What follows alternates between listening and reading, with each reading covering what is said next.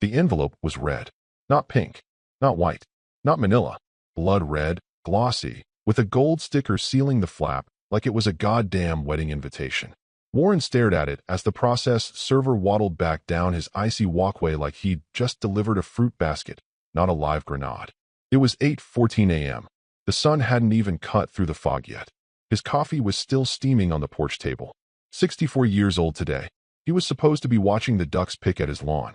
Instead, he sat down, flipped open the envelope, and read the words that would crack open his morning like a fault line. Notice of civil complaint. Blake versus Blake.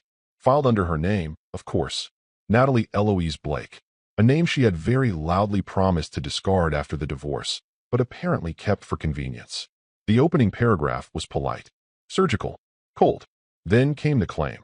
She was seeking retroactive compensation, marital share. The filing said, for profits derived from an intellectual property transaction Warren had closed 6 months prior. Post-divorce. Post-everything. $2.3 million. He scanned further, eyes narrowing. They weren't attacking the patent itself. Of course not. He'd filed that years before even meeting her. But the revenue distribution? The way the deal was structured post-licensing? They were fishing, poking for leverage. Using language like latent marital contributions and undisclosed spousal economic entanglements. It read like someone had weaponized a thesaurus. And the firm? Harrison, Black & McGill. Flashy as hell. Civil litigation royalty in the city. Their senior partner, Braxton McGill, was infamous for burying opponents not with facts, but with motion after motion until they suffocated under their own legal fees. Their website bragged they hadn't lost a high-net-worth domestic case in 12 years. Warren didn't swear. He didn't throw the papers. He just pulled the small gold sticker off the envelope, set it on his saucer beside the spoon, and folded the letter back down. A hummingbird feeder swayed gently on the porch beam above him. Somewhere inside, the kettle began to whistle again. He didn't move. His phone buzzed. Natalie, happy birthday. Hope you saved up winking face. He stared at the screen. She hadn't changed the emoji she always used when she thought she was clever. A little wink that made his teeth itch. He didn't reply, didn't even blink. Instead, he reached over to the drawer next to the porch door. Inside, an old cigar box. He hadn't touched it in almost a decade, but he kept it anyway, out of habit, or maybe inertia. Beneath the pile of outdated insurance cards and spare keys was a single folded card. No logo, no gloss, just a name in serif type. Merrick L. Dalton, Chief Judge, Red, United States Court of Appeals for the Federal Circuit. Warren placed the card flat on the table and stared at it for a long moment. It wasn't the $2.3 million. That wasn't what got under his skin. It was that she thought she could scare him, that she really believed this firm, this puffed-up clown car of associates and silk ties, could corner him like some scared ex-husband with something to hide. But Warren had been quiet long enough. The patent deal wasn't some windfall. It was 22 years of solo work, sketched in notebooks in airports and diner napkins in years when he couldn't afford to heat his workshop. Natalie hadn't even been around when the first draft was filed. But now, because she'd burned through her settlement in record time and wanted another payday, she decided he owed her. He picked up the card, rubbed the embossed lettering with his thumb. The last time he'd spoken to Merrick was 7 years ago, just after Merrick had stepped down. They'd shared a quiet dinner. No fanfare, no cameras. Just two old friends reminiscing about their respective trenches. Merrick had given him a piece of advice that night Warren never forgot. The loudest man in the room is usually the one praying nobody asks the right question. Warren stood, folded the legal envelope in half. Then again, until it couldn't fold anymore. He dropped it in the trash bin just inside the door, washed his hands, and poured a second cup of coffee. The hummingbirds returned, pecking at the feeder in chaotic bursts. His phone buzzed again. Natalie, seriously, if you want to avoid public humiliation, just call Braxton. He'll go easy on you if you don't fight this. Otherwise, well, enjoy the next few months. Clinking glasses. This time, Warren did smile. A thin, barely there thing. He saved the message, then opened the Notes app and created a new folder. He titled it, Natalie Closure. Then he made his first entry. 8:14 a.m., served. 8:22 a.m., text received, happy birthday. 8:27 a.m., message saved. 8:31 a.m., Merrick's card located. Then, with that same steady hand that used to blueprint circuit layouts under magnifying glass, he tapped open his contacts and scrolled to a name he hadn't touched in nearly a decade. One number. No emoji. No photo. Just Merrick Dalton, personal. He didn't hit call. Not yet. He just stared at it. Then, quietly, almost to himself, let's see if he still owes me that favor. The restaurant was one of those half-hearted attempts at rustic, where every table had fake chalkboard menus and Edison bulbs hung low enough to burn your scalp if you sat up too straight. But Warren didn't complain. It was his daughter's favorite. Plus, it had good tea and no TVs blaring cable news in the corner. He took the booth by the window and waited. She arrived 10 minutes late, flustered, apologizing. Laura was always apologizing. For the weather, for traffic, for the tone in her boss's email. She slid into the booth, pulled her coat off, and smiled at him. "Happy birthday, Dad." He smiled back, grateful for the moment of normalcy, and accepted the hug. She ordered their usual, roasted beet salad for her, lamb shank for him, a shared appetizer of some overpriced flatbread thing that Warren knew he'd hate, but would pretend to enjoy for her sake. Then, as the waitress walked away, he pulled the envelope out of his coat pocket and slid it across the table without a word. Laura blinked. "What's this?" "Your mother sent me a birthday gift," he said, sipping his tea. She opened it and scanned the first few lines. Her brow furrowed, then dropped low. "Wait, she's suing you." "Apparently, I owe her a piece of something I invented in 1999, he said. Which, you may recall, was the year she was still married to Greg. Laura's hands tightened around the papers. "That's insane. This isn't real. I thought you two agreed to everything. I mean, the divorce was amicable," he finished for her. "That's what she told you." She looked up, confused. "Wait, it wasn't." Warren leaned back and gave a small shake of his head. "Your mother doesn't do amicable. She does advantageous. You were in college. I didn't want to drag you through it. I thought you split everything. She said you took the lake house. I took the mortgage on the lake house. She kept the equity, and the cars, and the joint account, and your grandmother's silver, if we're keeping score." Laura looked down at the papers again, her lips tight. "She told me you didn't want anything more." "I didn't," Warren said simply. "Not from her. But now, she wants a second bite." $2.3 million, she said, incredulous. "Why now?" "Because I sold the license to a platform she watches YouTube on. And someone whispered in her ear that if I got rich, she deserves a cut. You know how that goes." Laura set the papers down carefully. "This isn't fair." "No," Warren agreed. "But it is familiar." There was a long pause. Outside, the sky was darkening, and their drinks arrived. Laura stirred her iced tea with unnecessary force. "What are you going to do?" she asked finally. Warren reached into his coat pocket again. This time, it wasn't a red envelope he pulled out, but a simple, weathered business card. The edges were soft, the ink faded just enough to suggest it hadn't seen the light of day in years. He slid it across the table to her, just as he had with the envelope. She picked it up. "Read the name once." Blinked. "Read it again." Her voice dropped. "Wait, is this who I think it is?" Warren didn't answer, just raised an eyebrow and sipped his tea again. She looked up, stunned. "Dad, this is who you're calling." "He still owes me one," Warren said. Calm. Measured. "Is he even allowed to represent people anymore?" "He's not representing me," Warren said. "Just offering advice. Maybe a little presence." Laura sat back like the air had been knocked out of her. "Mom's lawyers are in for a surprise." Warren gave a wry smile. "That depends on whether they recognize him before or after they open their mouths." The food arrived. Laura picked at her salad. Warren barely touched the lamb. He was thinking, calculating, not about the law, but about the rhythm of things. The way Natalie had always played chess with people who didn't realize they were pieces. She moved fast, loud, and confident. It worked, until she ran into someone who'd memorized the board before she even sat down. Laura set down her fork. "She's going to spin this, you know. Make it sound like you're trying to screw her over." "I'm not trying," Warren said quietly. "I'm just finally declining the invitation." Laura leaned forward. "And what happens if she pushes back?" Warren tilted his head, considering. "Then we let her push. And we don't flinch." He tapped the business card once with his index finger.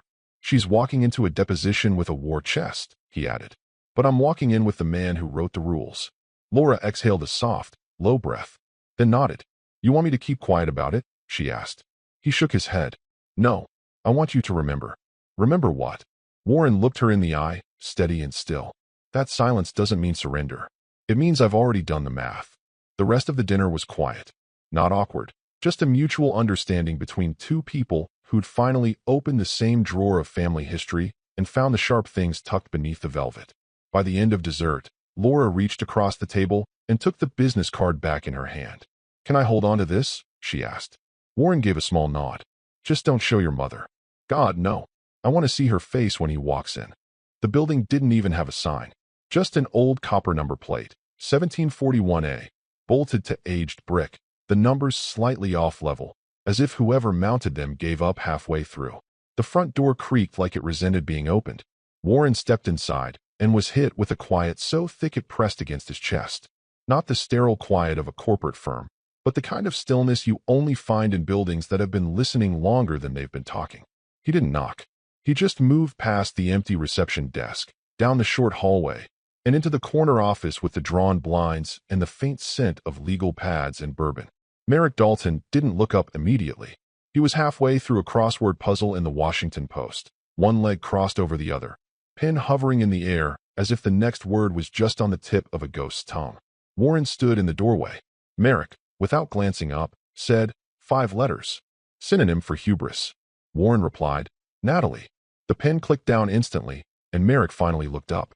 His face was older, naturally, but not soft. The deep creases looked carved, not sagged. His eyes were still glass-bright, gray, almost metallic. He stood slowly, like an old tree deciding it had one more storm in it. Well, Merrick said, reaching out his hand. I thought I felt a disturbance in the force. Warren smirked. You free for a walk? Depends on how fast the wolves are running, Merrick said. Come in. Sit. Warren pulled a thick envelope from his coat pocket and dropped it on the table between them. Not flashy, just clean, crisp print. The kind of thing that screamed, I'm serious, without needing exclamation marks. Merrick opened it with one finger, scanned the first few lines, then laughed. Not a polite chuckle. A real laugh, sharp, amused, a little disgusted. This again, he muttered. They're arguing latent spousal contribution, Warren said. Merrick's brow lifted. She wasn't even in the state when you filed the damn provisional. She's betting I won't contest, that I'll settle, or panic. She's betting wrong. Warren nodded. Merrick read through the pages. Fast. He didn't linger. He didn't need to. The man had written federal precedent like a novelist writes endings, decisive, dangerous, and impossible to undo. The language on the filing used half-remembered paraphrasing from rulings he'd authored. They were trying to outfox the architect using bricks from his own house. When he finished, he slid the envelope aside and looked up. You want me to advise formally? No, Warren said. Just show up. Merrick tilted his head. You don't want representation? I want presence. The judge sat back, folding his arms. You always were a quiet bastard. And you always liked entrances. A pause. Then Merrick smiled. That I do. They sat for a moment in silence. Two men who had seen the slow violence of litigation not as drama, but as an ecosystem. And Natalie, sharp, ambitious Natalie, had never learned the difference between theater and war. You know, Merrick said after a moment, the last time I saw Braxton McGill, he tried to correct me on a quote from my own decision. He'll remember me. That's the idea. Merrick tapped the envelope with one knuckle. I can't appear on the record. I'm not licensed anymore. I don't need you on paper, Warren said. I need you in the room. Merrick leaned forward, suddenly serious. You sure about this, Warren? Once I walk in, it's not subtle. She'll know what it means. That I'm not scared. No, Merrick corrected. That she picked the wrong goddamn battlefield. Another long pause. Then Merrick stood, walked to the small cabinet in the corner, and pulled out a bottle of something dark and unlabeled. He poured a finger into 2 tumblers. No ice, no garnish. He slid one to Warren. Warren didn't move. I'm not drinking, he said. It's not for drinking, Merrick said, lifting his own glass and holding it to the light. It's for remembering who you were when you didn't have anything left to lose. He set the glass down without sipping. I'll do it, he said. Warren exhaled, barely. Thank you. Merrick pointed a finger. One condition. Name it. Let me walk in last. Warren nodded once. Then he stood, buttoned his coat, and left without another word. Just the faintest nod at the doorway. As the door creaked shut behind him, Merrick sat down, crossed out a word on his crossword, and wrote in pride. He whispered to himself, 4-letter rebuttal, checkmate. Braxton McGill's office was on the 31st floor of a glass coffin overlooking the Potomac. Every surface gleamed like it was allergic to fingerprints, mahogany, chrome, dark marble. No art on the walls, just awards. Frames full of courtroom victories and glossy magazine covers where he stood smiling beside clients who looked like they'd walked straight off a country club catalog shoot. He ran his hand through his hair as he walked into the main conference room, holding a fresh espresso, and gave the same line he always used when he wanted to sound relaxed. "Gentlemen and Megan, are we ready to bury this guy?" Laughter. Of course. Always with the laughter. It wasn't even about the case anymore. It was about the performance. They'd pulled the complaint from template files, filled in the gaps with enough aggressive language to sound intentional, and let the weight of their name do the rest. Harrison, Black, and McGill didn't need to win lawsuits. They just had to walk in like they'd already won. Interns were instructed to prep a pre-deposition media packet, just in case any local outlets picked up the mid-six-figure post-divorce IP dispute. Memos buzzed through the internal chat, with acronyms and clipped legalese. Leverage strategy, aggressive. Deposition, push early, overwhelm, get 'em off balance. File prep, economic timeline, spin re, mutual support history. No one asked who Warren Blake was. Nobody even looked at the patent itself. Why would they? The guy had no lawyer on retainer. His LinkedIn hadn't been updated since 2014. The man brewed his own kombucha and subscribed to Consumer Reports. To them, he was already boxed, aging, alone, and, most importantly, outgunned. So when a paralegal flagged something in the docket history, an odd notation that someone with appellate credentials had viewed the case metadata, they brushed it off. Just a glitch. And when another associate asked why Warren hadn't filed a response yet, they spun it as a win. He's panicking. But over in Georgetown, behind a door without a nameplate, a different kind of silence was unfolding. Merrick Dalton sat in a leather chair older than the paralegals in McGill's bullpen, a pair of horn-rimmed glasses perched halfway down his nose. He didn't use a laptop. He had printouts, annotated, color-coded, not with sticky notes, but with actual wax pencil lines, red for structural flaws, blue for misused precedent, green for laughable assumptions. He didn't hum, didn't frown, just read. And what he read annoyed him, not because it was wrong, but because it was sloppy. "They're quoting me," he said to himself, eyes fixed on a highlighted passage. But out of context. He turned the page. And now they're using Braithv, TechCon? Jesus Christ. Another page. He leaned back, folded his hands, and stared at the ceiling. The entire structure of the claim rested on 3 misinterpretations, each traceable to precedent he had personally clarified in appellate rulings between 2004 and 2011. What Natalie's lawyers were calling gray area was in fact settled law. And worse, they were parroting outdated interpretations from law school guides that hadn't been updated since Obama's first term. He flipped the last page, closed the folder, and sat in the quiet. A grandfather clock ticked behind him. The air felt like velvet, thick, deliberate. Finally, he muttered, "They'll fold." Not out of panic, but out of confusion. Because what was coming wasn't a rebuttal. It wasn't even opposition. It was erasure, the kind of legal dismantling that doesn't happen with shouting or objections, but with calm nods and subtle questions that strip the meat off a case until it's just bone dust. And Merrick wasn't coming to argue. He was coming to exist. That night, across the river, Natalie met Braxton for drinks at an upscale bar with gold-rimmed menus and waiters who wore suits more expensive than Warren's car. She sipped a champagne cocktail, her earrings catching the light like little knives. "Any movement?" she asked. Braxton smirked. "Not a word. No lawyer on file. We'll blitz him. Get him rattled in depot, drag it out, and settle high. He'll cave." Natalie swirled her drink. "He won't cave." Braxton raised a brow. "You nervous?" She paused. "No," she lied. But later that night, lying awake in her luxury condo, she replayed one small moment. Warren's face at the end of their marriage, when she told him to sign the papers or she'd take everything. He hadn't yelled. He hadn't begged. He'd just looked at her with an expression she couldn't place. Calculating, cold, quiet. And then he signed. She told herself it was fear. But now, with every hour he remained silent, that expression started to feel less like surrender and more like a man waiting for the exact right second to breathe in. Back in Georgetown, Merrick took the folder, walked it to his safe, and slid it in next to a worn-out federal binder with a sticky note that said Braxton, 2009 bar complaint, informal warning. He closed the safe, locked it, then poured himself a glass of that same dark, unlabeled bourbon and raised it slightly to the empty air. "To the undefeated," he said softly. "May they enjoy their last illusion." The room was prepped like a stage set, clean lines, polished chrome water pitchers, nameplates laid out with surgical precision. Natalie sat at the head of the table like she owned the lease. She wore a sharp navy blazer that hugged her posture just right, paired with a pearl pin she always wore when she wanted to appear reasonable but firm. Her makeup was perfect. Not a blemish, not a smudge. There was a high-def camera on a tripod angled toward her seat, the lighting subtly adjusted to flatter. She'd brought her own lighting assistant. Yes, for a deposition. Image mattered, especially when you already expected to win. Her team of lawyers flanked her like chess pieces. Braxton McGill at her right, sleeves rolled up just enough to say, "I'm in control but approachable," and a pair of junior associates to her left, both of whom had been up until 2 a.m. prepping outlines with buzzwords like narrative framing and hostile soft pivoting. They expected Warren to walk in looking defeated, or better yet, angry.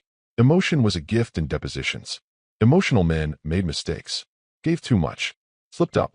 At exactly 10:01, the door opened. Warren stepped inside. Alone. No suit. Just a plain gray blazer and a blue shirt with the top button undone. No folder. No notes. No briefcase. His expression was neutral, not defiant, not nervous. Just neutral. Natalie smiled like a cat watching a mouse hop closer. Braxton gave a mock polite nod. "Mr. Blake, I understand you've elected to proceed without counsel." Warren just stepped forward and Saturday, that's correct. Natalie tilted her head, smiling. Brave. But then, more footsteps. Measured. Slow. Unhurried. The kind of footsteps that didn't race or hesitate, but arrived. Everyone in the room turned. And then they saw him. Merrick Dalton didn't wear a tie. He wore a dark wool coat over a charcoal sweater, with a silver lapel pin shaped like an eagle, but not the kind you buy at a gift shop. The kind you earn. His white hair was combed back, his expression unreadable. He carried nothing. No files. No bag. Just his hands in his pockets, his shoulders slightly stooped in a way that made him seem unthreatening, until you looked at his eyes. His eyes were knives. Natalie's smile twitched for just a second. Her lawyer's face went blank. One of the junior partners, Jason, or maybe Justin, squinted. "Is that?" Braxton's pen slipped from his fingers and clattered onto the table. Merrick walked to the side of the room, nodded once at Warren, and finally spoke, his voice deep and smooth, like iron dragged across velvet. "I'm here as Mr. Blake's legal advisor. I will not be speaking on the record, nor entering as counsel, but I will be present for the duration." He set his coat on the back of Warren's chair, then sat down beside him, folding his hands gently on the table. "Shall we begin?" The silence that followed was not awkward. It was recognition. Because Merrick Dalton wasn't just a former judge. He wasn't just respected. He was feared. His name wasn't whispered in law school corridors. It was burned into the footnotes of appellate history. There were judges still on the bench who'd started their careers quoting his rulings. His decisions were gospel in federal patent law. And Braxton McGill had once tried to contradict him in a symposium panel and gotten flattened in front of 100 colleagues. Braxton cleared his throat, trying to recover. "I am, of course. Let's proceed." The camera operator, unsure of what was unfolding, adjusted the frame. Natalie subtly leaned away from the lens, suddenly aware she might not want this on record. Warren said nothing, just sat still, arms crossed, watching. The court reporter looked from face to face and then quietly began typing again. Deposition of Warren Blake. Commencing at 10:05 a.m. Braxton shuffled his papers. His hands moved slower now. The confidence in the room had gone missing. Like a thermostat clicked down to cold without anyone touching the dial. And then Merrick leaned slightly toward the mic and said, not unkindly, "For the record, the questions posed today should adhere to admissibility guidelines as outlined in Faraday v. Capstone Systems, 11th Circuit, 2006. Would you like me to cite the paragraph?" Braxton froze. That was his case. He'd lost that case. Natalie blinked. "Wait, what does that mean?" Braxton muttered. "It means he knows the landmines before we even walk." Warren tapped a finger softly on the table. Once. Twice. It was the only sound in the room. The deposition began. But the outcome had already shifted. And for the first time since she'd filed that blood-red envelope, Natalie realized she wasn't cornering anyone. She'd walked into a room where the rules weren't hers anymore. It started subtly. An extra pause here, a shift in posture there. The kind of micro-tension that only lawyers recognize, like dogs picking up frequency beyond human ears. 10 minutes into the deposition, and the cracks were already showing. Braxton cleared his throat for the third time. His opening questions, designed to bait Warren into a defensive stance, were met with calm, clipped answers. Nothing emotional, nothing excessive. But what really turned the oxygen into static was the man sitting next to Warren, saying nothing, until it mattered. They asked about revenue timelines. Merrick replied before Warren could. Objection to scope. The licensing agreement falls outside the marital window as defined by Portman v. Portman, D.C. Appeals, 2012, Section B3. You're aware that precedent holds in your jurisdiction, yes? Braxton blinked, then fumbled for his notes. They pivoted, tried to draw a line between the R&D phase and their so-called latent spousal contribution argument. Merrick, again, slow and steady. That claim was dismissed in Hollister v. Frametech, 2007, for lack of material support and proximity. I authored the opinion, if that helps. It didn't help. Not even slightly. Jason the Jr. tried his luck. But surely we can agree that marital resources. No. Merrick cut in, not even looking at him. Not when the record shows self-funded development traced through Blake's 2002 Schedule C tax forms, submitted in full to the IRS, without joint filing. You're aware of the IRS coding for sole proprietorship exemptions under IP development, yes? Jason froze. Braxton dropped his pen again.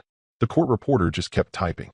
Natalie sat upright now, eyes flicking between faces, as if she was waiting for someone, anyone, to take back control. She shot a look at Braxton. A silent do something. He didn't move. Merrick didn't raise his voice. He didn't threaten. He didn't even interrupt. He simply existed in the space like a quiet wrecking ball, reminding them, with surgical precision, that every angle they'd thought was sharp had already been dulled by his own hand years ago. Every case they tried to cite, he'd ruled on them. Every loophole they tried to slip through, he had sealed them. And Natalie realized something chilling. This wasn't just a deposition. This was an autopsy, and Merrick was performing it while her legal team slowly bled out. Finally, Braxton leaned over. Not loud, not performative, just a quick, quiet whisper behind a cupped hand near Natalie's ear. We can't fight him. Settle. Now. Natalie's eyes widened. What? She whispered back. He didn't repeat himself. He just straightened, lifted his chin, and said to the room, we request a 5-minute recess. The court reporter paused. Merrick glanced at Warren. Warren didn't move, just folded his hands and waited. The legal team shuffled papers like children pretending to study. Natalie looked like she'd swallowed a shot of vinegar. Her perfectly lined mouth was tight, her jaw grinding behind a practiced smile. They huddled near the far wall. No mics. No court reporter. Natalie raised her voice, soft but furious. You said this was a slam dunk.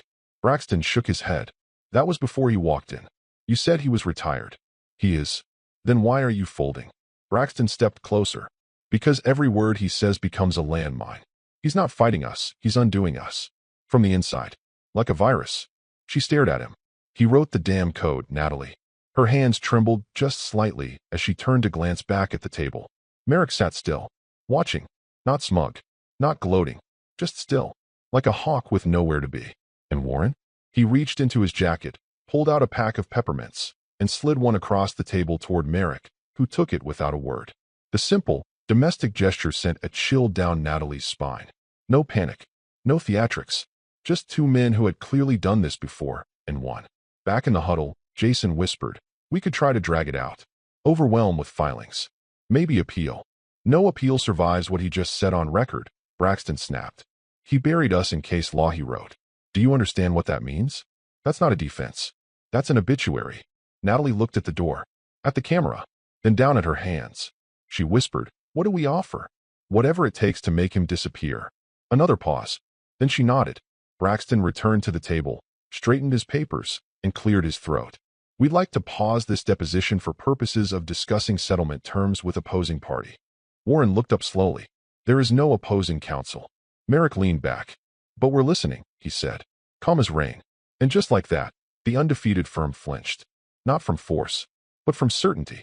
Natalie exited the conference room first, her heels clicking like gunshots across the polished marble hallway. She didn't wait for her legal team. Didn't make eye contact with the receptionist. Just marched through the lobby of the neutral law office with the practiced grace of a woman pretending she hadn't just choked on her own narrative. No cameras. No reporters. She had told her assistant to leak the deposition date to a local legal blog, back when she thought Warren would come in with trembling hands and an overpriced, underprepared attorney. Back when she thought Braxton could steamroll anyone who didn't have 10 associates behind him. But now, the story was a liability. She slipped on her sunglasses, pulled her collar up, and slid into the back of a waiting black car without saying a word. Her phone buzzed twice before she even shut the door. Laura, unread. What happened? Dad's not saying anything. Braxton, unread. I'll forward the draft statement. Keep it bland. She didn't respond. Just stared at her reflection in the window. The pearl pin on her lapel was crooked now. She pulled it off and dropped it in her purse without looking. Upstairs, Warren stayed seated while the paperwork was finalized. A one-time settlement. Exactly what he knew they'd offer the moment Merrick corrected Braxton's third misquote. No admission of wrongdoing. No further claims. Full release with prejudice. Signed, stamped, irrevocable. They tried to dress it up in formal language, but Warren knew what it was. A white flag wrapped in legal ribbon. The amount wasn't even worth mentioning. Low six figures, a fraction of what they demanded, and barely enough to cover the fees they had racked up preparing for a deposition that never even made it to the second round of questioning. Braxton had tried to make it sound dignified. This resolution spares both parties the burden of protracted litigation. Merrick didn't bother hiding his amusement. Yes, that's exactly what just happened. A mercy. The court reporter packed up her machine. Jason avoided eye contact. The only sound in the room was the crisp shuffle of forms being stacked, signed, and sealed. Warren leaned back, letting it all wash over him like a gentle tide. The peppermint wrapper crinkled softly in his palm. He'd never even opened it, just like the sound. As he stood to leave, Merrick adjusted his coat and said, quietly, "You want to make a statement?" Warren shook his head. "She'll say enough for both of us." And she did. By that evening, Natalie had posted a carefully cropped photo of herself walking out of the deposition building, taken by her assistant, obviously staged before things fell apart. She was mid-stride, sunglasses on, coat immaculate again. The caption, "We reached a mutual resolution today. Grateful to put this chapter behind me. Briefcase balance scale hashtag onward hashtag strength hashtag no regrets." The hashtags were painful, but they did their job. Within the hour, 3 of her clients commented with hearts. A few others messaged congratulations. No one asked what the resolution was. No one needed to. But the insiders? The ones who knew what it meant when Merrick Dalton walked into a room without a briefcase. They didn't click like. They forwarded the post with subject lines like, "Guess who blinked first? She really thought she could win this." He brought Dalton. Game over. By midnight, the story had already lost its shape. No blogs picked it up. No legal commentary. Just a puff of smoke where a fire should have been. And Natalie? She refreshed her post obsessively, tracking engagement, curating replies, even blocking one user who commented, "Interesting spin. Didn't look mutual from this end." She blocked 5 more before closing the app. Across the city, Warren poured himself a glass of water and stepped onto his back porch. No celebration. No calls. Just a cold night and the quiet buzz of crickets returning after the first warmth of spring. He pulled the court-stamped folder from his coat pocket, set it on the table, opened it. The clause he cared about was buried on page 5. With prejudice. No further claim. Parties agree to no future litigation or demand pertaining to the subject matter. He circled it in pen, then flipped to the final signature page. Her signature was shaky. You could see the tremor in the last swirl of her name. For a woman who'd once boasted about being the closer, it was a fitting end. No cameras, no applause, no leverage left. She lost, and he never even raised his voice. The call came on a Tuesday.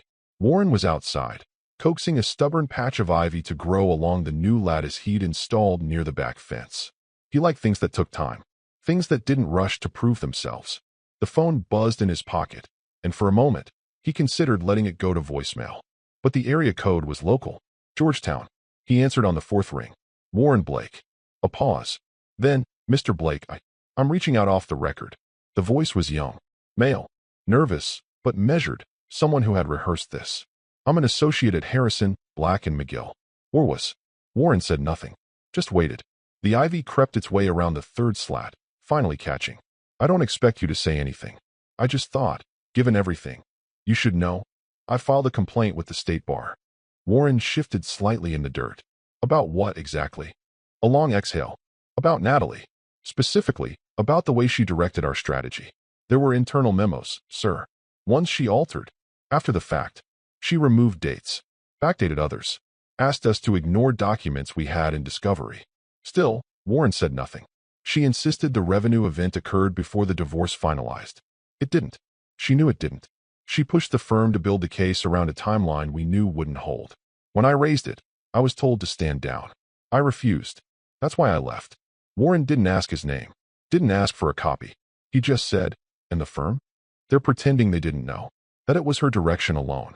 But you saw how quickly they folded. Another pause. This complaint isn't public yet. It may not be for a while. But someone will come asking eventually. I just thought you deserved to know. Warren looked up at the sky.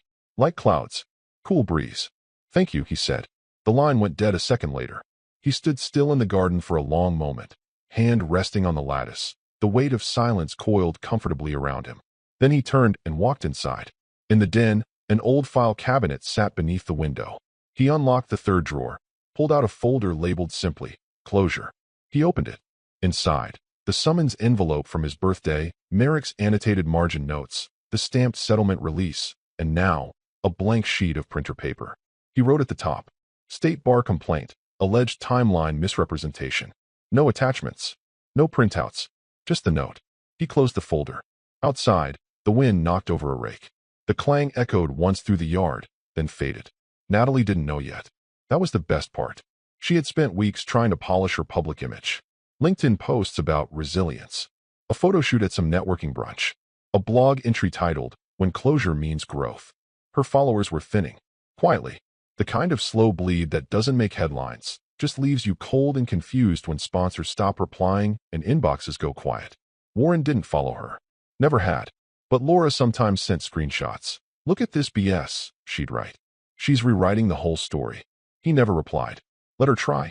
There's a kind of dignity in letting someone talk themselves hoarse while the world watches the oxygen run out. And when the complaint does go public, it won't explode. It'll erode, the worst kind of ruin. Slow. Denied. Denounced. Then, undeniable. She'll deny the dates. Blame interns. Blame stress. Say she was pushed into it. Say the timeline was ambiguous. But Merrick had already dismantled that foundation in 10 quiet minutes. And now her own team, what's left of it, was washing its hands, one disillusioned associate at a time. Warren poured himself a glass of water. Ice clinked softly. He opened the back door, sat on the steps, and watched the ivy reach its next rung. Things grow slow. And sometimes, they rot the same way. The voicemail was short. 62 seconds, including the pause at the start where Natalie fumbled to unlock her phone with one hand, while still stirring almond milk into her overpriced matcha. Hi, Natalie. This is Rhonda at Caro Group. After some recent conversations and internal review, we've decided to reevaluate the terms of our design partnership. For now, we're pausing all pending projects and will not be moving forward with the Q4 rebrand. We appreciate your time. Click. No explanation beyond reevaluate. No apology. Not even the usual fluff about possibly reconnecting next fiscal. Caro Group had been her highest profile client for 2 years. Their logo was featured on the banner of her personal website, her LinkedIn, and in her latest speaker bio at the Women in Strategy conference. She'd built their entire executive presentation suite from scratch and bragged, on more than one occasion, that she basically ran their aesthetic voice. Gone. With one sanitized call, she sat on the edge of her desk, staring at nothing, her phone still in her hand. The ice in her drink clicked as it melted. The inbox pinged again. She turned back to her screen, hoping for something, anything, that would counterbalance the blow. Instead, subject, termination of scope. Sender, Dale.S. at Everbranch Medical. Natalie, after internal review, and in light of ongoing uncertainty, we will be terminating the current contract effective immediately. No further assets or materials will be required. Best, Dale Sanderson, Everbranch Medical Marketing Lead. She blinked. Hit refresh. Nothing changed. By noon, her assistant had gone silent. No replies to texts. No Slack notifications. She called once. No answer. Twice. Then straight to voicemail. At 3:14 p.m., she received a text. I'm so sorry, Natalie. I accepted another offer. Effective immediately. They need someone media neutral. Hope you understand. Media neutral. That was new. It wasn't just about the bar complaint anymore. It wasn't even about the case. It was her. Something about the way her name moved through the circles now. It caught like sandpaper. Unspoken, unofficial, and undeniable. The very people who once boasted about working with her were quietly wiping her name off project briefs, scrubbed from strategy decks, replaced in speaker lineups with women who weren't controversial adjacent. There was no press release. No expose. Just the slow, wet suffocation of being excluded, systematically and silently. She logged into her business site's backend and saw that traffic had dropped 47% in 2 weeks. Her last blog post had 0 comments. A design client's testimonial, once proudly featured on her homepage, was now displaying a 404 file not found error. By Friday, the website had been put into maintenance mode. She hadn't done it. Her developer had. She emailed him. "Why is my site offline?" His reply, "Pulled at client request. You may want to discuss with PR." She didn't have a PR firm. Not anymore. They had pivoted focus earlier that month. She opened her calendar, but all the colored boxes that once crowded every weekday were gone. One lonely event remained. Legal follow-up. Settlement certified. A red dot next to it. Complete. Nothing to add. Her phone was still in her hand. She opened Instagram. Her last post had 12 likes, down from hundreds. 2 comments. One was a spam bot. The other was from a former colleague. "Hope you're okay. I heard some things. Let me know if you need anything." She stared at it, then closed the app. The silence didn't feel peaceful. It felt curated. The kind of quiet people create when they've collectively decided you're no longer useful, but don't want the optics of kicking you out. So they just step away. Unfollow. Unsubscribe. Archive. She stood up and walked to the window. Her reflection stared back, still polished, still composed, but dimmed somehow. Like a version of herself moving behind glass, muffled and slightly out of sync. Across the city, Warren was repairing the hinge on his old garden gate. It had started to squeal again. Nothing urgent, just the kind of small maintenance that kept things from falling apart in slow, avoidable ways. His phone buzzed. Laura, again. She lost another client. Word spreading. People are saying she's toxic. He didn't reply, just added the text to the same folder. Digital now. Closure to PDF. There was no satisfaction in her collapse. Only stillness. And a sense that finally, the noise she once controlled, the gossip, the spin, the PR, had turned on her. Not violently, not dramatically, just one conversation at a time, until there were none left. The kettle clicked off with a soft mechanical sigh, followed by the gentle gurgle of steam against ceramic as Warren poured hot water into his cup. Same Earl Grey, same chipped mug, same porch chair facing east toward the morning sun. There was a frost on the grass, thin enough to melt by 9, but bright enough to paint the world in silver for a moment. He sat, stirred in honey, and watched the steam rise. Everything, he'd come to learn, had its own evaporation point. The envelope arrived in the usual stack: water bill, local newsletter, something about an alumni fundraiser he had no intention of attending. But this one stood out. Cream-colored, thick stock. No return address. Just his name, typed in an old-school serif. He didn't need to flip it over to know who sent it. He opened it carefully, sliding one finger along the seal, unfolding the tri-folded paper inside like it might contain something alive. A single sheet. One printed sentence. One handwritten note. The printed line was familiar. He'd read it once years ago in a judicial opinion that reshaped the way corporate IP cases were handled in the U.S. He'd quoted it to a younger engineer once, then later, to his daughter. In matters of law, intimidation crumbles before legacy. Underneath, in pen, "You didn't need me, but I'm glad I came anyway. M." No signature flourish. No pomp. Just that. Warren smiled, folded the note slowly, and tucked it inside the hollow back panel of the porch drawer, behind the old blueprint sketches and a pressed flower his daughter had given him in 2nd grade. He didn't archive it because of sentiment. He archived it because it didn't need to be displayed. Power doesn't beg for attention. It just is. He sipped his tea. The wind moved the curtain just enough to cast a sliver of light across the kitchen tile behind him. He didn't think about Natalie much anymore. There was nothing left to untangle. The noise had drained out of her life like a slow leak. No trials. No headlines. Just the creeping awareness that reputation, once frayed, doesn't scream as it unravels. It just ceases to hold weight. She had always mistaken noise for strength. Legal posturing for position. Theatrics for leverage. And when the performance failed to provoke a response, she panicked. Because silence? Silence couldn't be rebutted. It couldn't be quoted out of context or spun into a narrative. It just sat there, unnerving, immovable, watching her burn her own stage down.